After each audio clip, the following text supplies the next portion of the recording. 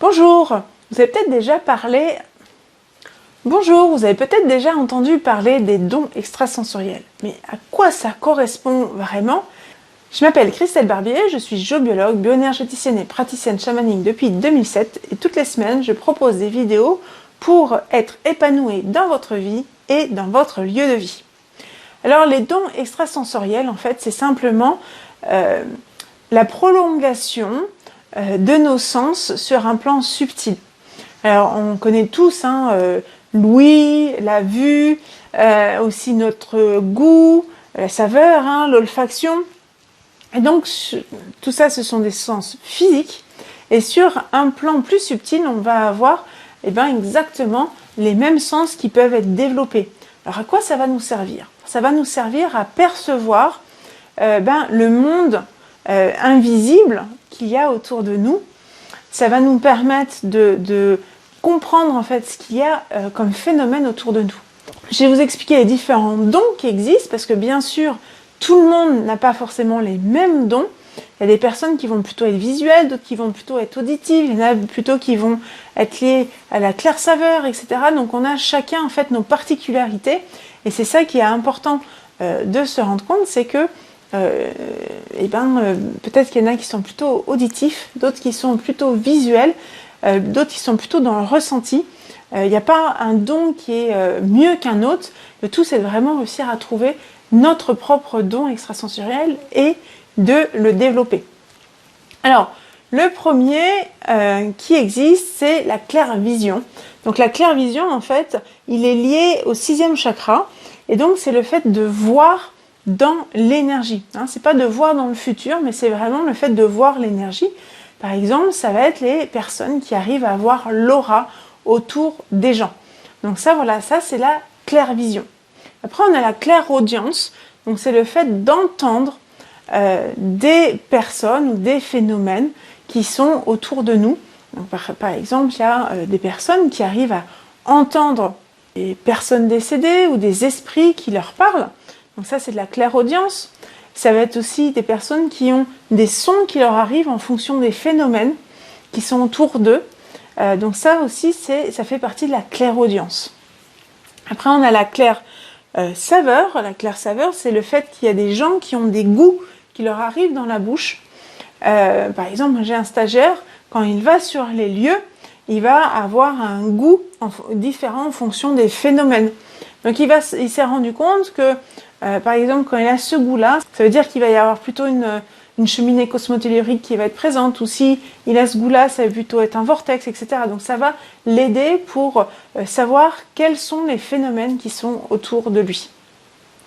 Il y a d'autres personnes qui ont la claire olfaction. La claire olfaction, c'est le fait de sentir en fait les phénomènes au niveau des odeurs. Donc du coup, chaque phénomène énergétique va dégager une odeur.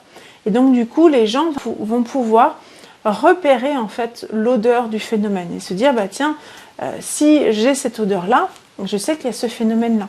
Le Padre Pio, du coup, dégageait en fait une odeur de violette et les gens arrivaient à ressentir en fait cette odeur de violette parce qu'il arrivait à une certaine conscience de lui-même, une certaine sainteté. Et du coup, il dégageait cette odeur de violette tellement que ses énergies étaient fortes et pures. Voilà. Après, il y a le clair ressenti. Donc, c'est le fait de ressentir avec les mains, mais aussi ressentir dans son corps les choses qu'il y a autour de soi. Donc, ça peut être d'apprendre à ressentir, par exemple, son corps énergétique. Ça peut être aussi de ressentir à l'intérieur de son corps, en fait, l'influence des phénomènes. Voilà. Après, on a la claire information. C'est aussi des fois ce qu'on appelle le 6e sens. Mais pour moi, c'est encore plus puissant que l'intuition. Parce que la claire information, c'est je me pose la question et j'ai la réponse. Alors, suivant les gens, ça peut être différentes façons d'avoir la réponse. Des fois, on peut avoir une image qui peut nous arriver. Ou des fois, il y a une petite voix à l'intérieur de nous qui nous parle. c'est pas de la claire vision ou c'est de la claire audience, c'est vraiment de la claire information. C'est très intéressant. Par exemple, moi j'utilise beaucoup pendant mes expertises pour savoir par exemple quels sont les phénomènes qui sont présents, etc. Ou quand je vais faire des bilans bioénergétiques pour savoir quel type de blocage a la personne. Donc ça, c'est intéressant de pouvoir développer en fait ce don. Alors souvent, c'est le premier don que les gens arrivent à développer, cette claire information. Et après, les gens arrivent à développer d'autres dons. Le tube de claire information, c'est le don qui est le plus simple, je dirais, à développer. Parce que des fois, en fait, quand on va voir ou quand on va entendre les choses, on va plutôt avoir tendance à être dans un émotionnel et du coup, on peut être touché par certains phénomènes. C'est là où des fois, ça peut être problématique pour certaines personnes qui ont du mal à gérer leur émotionnel. Donc, travailler la claire information, ça peut être intéressant. Je vous donne une petite piste pour travailler votre tube de claire information. C'est par exemple, vous prenez un jeu de cartes, tout simple. Vous allez bien sûr cacher la face de la carte et vous allez deviner si la carte est noire ou rouge. Alors, faites-le déjà sur 4-5 cartes. Et après, vous essayez de voir si vous arrivez à un taux intéressant de bonnes réponses.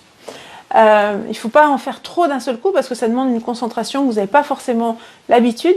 Donc du coup, au départ, vous pouvez avoir une fatigue qui s'installe et quand on est fatigué, on n'arrive plus à mesurer comme il faut, à capter les informations comme il faut.